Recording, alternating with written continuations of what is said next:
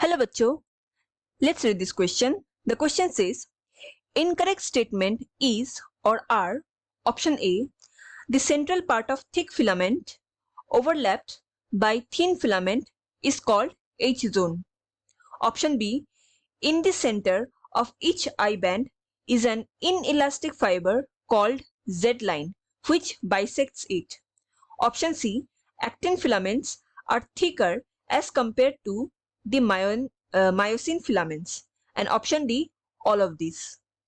Now, to answer this question, let us first understand the key concept of this question. Here, the key concept is structure of muscle, or in specific myofibril. Now, हमारे human body में जो muscles present होते हैं वो muscle bundle से बने होते हैं.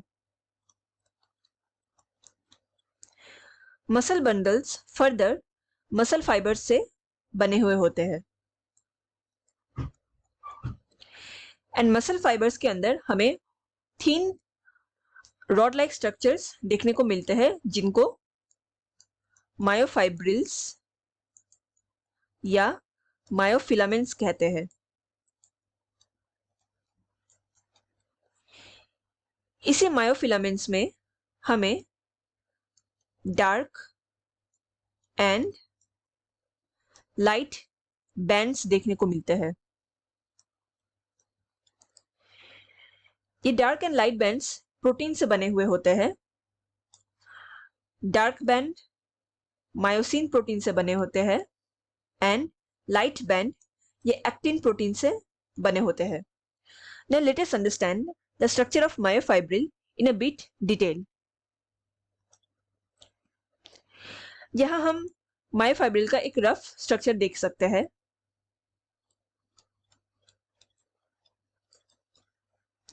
यहाँ पे जो हमें 3 रेड लाइन देखने को मिल रहे हैं इन्हें जेड लाइन कहते हैं.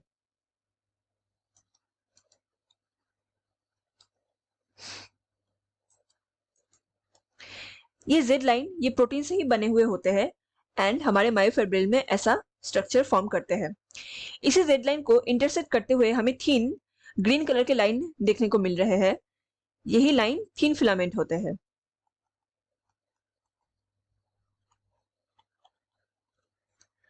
Thin filament, it is made up of actin protein.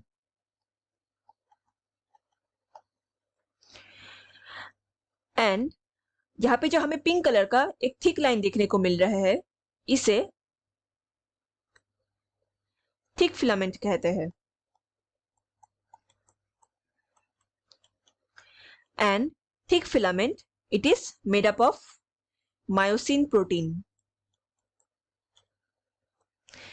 Now, दो जेड लाइन्स के बीच जो हमें गैप या पोर्शन देखने को मिलता है इसे सार्कोमियर कहा जाता है. सार्कोमियर के अंदर both actin and myosin filament दोनों ही हमें मिलते हैं. सार्कोमियर को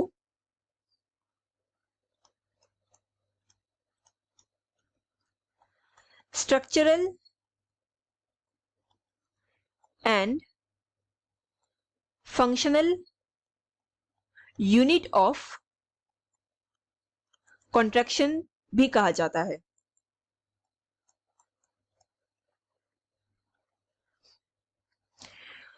Now, यहाँ पे हमें एक पोर्शन देखने को मिलता है. इस पोर्शन को अगर हम ध्यान से देखें तो बाकी इस साइड के दो पोर्शन में both thin filament and thick filament एक दूसरे के साथ ओवरलैप करते हैं. हाउएवर इस पोर्शन में हमें थिन फिलामेंट थिक फिलामेंट को ओवरलैप करते हुए नहीं मिलता है. इस पोर्शन को एच जोन कहते हैं. यही एच जोन जब हमारे मसल कॉन्ट्रैक्ट या रिलैक्स करते हैं तो मैक्सिमम कॉन्ट्रैक्शन के टाइम ये थिन फिलामेंट इस थिक फिलामेंट को पूरी तरह ओवरलैप कर लेते हैं. तब ये एच जोन पूरी तरह गायब हो जाते हैं.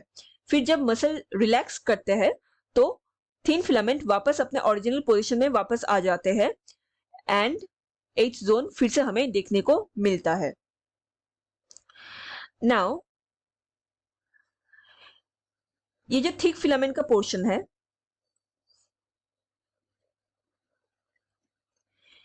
इसी पोर्शन को ए बैंड कहा जाता है एंड दो थिक फिलामेंट के बीच का हमें जो पोर्शन देखने को मिल रहा है, यहाँ पे सिर्फ थिन फिलामेंट प्रेजेंट होते हैं, कोई थिक फिलामेंट का एलिमेंट यहाँ प्रेजेंट नहीं होता। इसी पोर्शन को आई बैंड कहते हैं।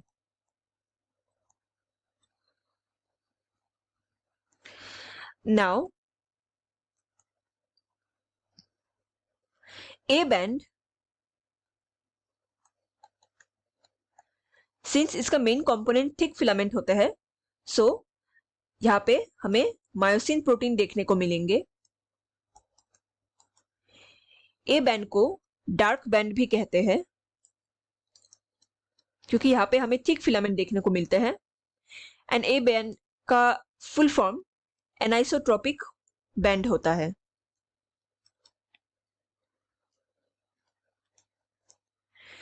Whereas जो आई बैंड होते हैं, यहाँ पे हमें सिर्फ थिन फिलामेंट ही देखने को मिलते हैं, हेंस यहाँ पे हमें एक्टिन प्रोटीन देखने को मिलेंगे because thin filament is made up of actin protein only. इस बैंड को लाइट बैंड भी कहते हैं क्योंकि यहाँ पे हमें डार्क बैंड या थिक फिलामेंट देखने को नहीं मिलता, so it is also called as light band and I band का फुल फॉर्म होता है आइसोट्रोपिक बैंड।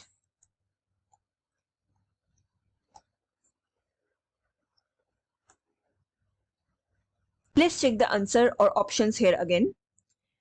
हमें इनकरेक्ट स्टेटमेंट को सिलेक्ट आउट करना है। ऑप्शन ए में कह रहे हैं कि the central part of thick filament overlapped by thin filament is called the H zone. ये स्टेटमेंट गलत है। We can see here in the structure, जो सेंट्रल पार्ट होते हैं थिक फिलामेंट का जिसको H जोन कहा जाता है, यहाँ पे थिन फिलामेंट का कोई ओवरलैपिंग नहीं मिलता, so the first option here is incorrect. Option B is, in the center of each I band is an inelastic fiber called Z-line which bisects it. ये स्टेटमेंट भी एक्चुअली गलत है because Z-line ये inelastic fibre नहीं बल्कि elastic fibre और protein से बने हुए होते हैं, so this statement is incorrect statement. Option C, actin filaments are thicker as compared to the myosin filament.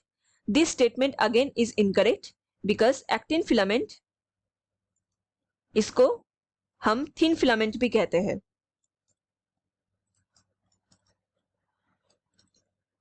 and myosin filament को thick filament कहा जाता है। So actin filament का जो साइज होता है वो काफी thinner होता है compared to myosin, not thicker. So the correct answer here is option D. All of these above are incorrect statements. Hope you understood it well. Best of luck.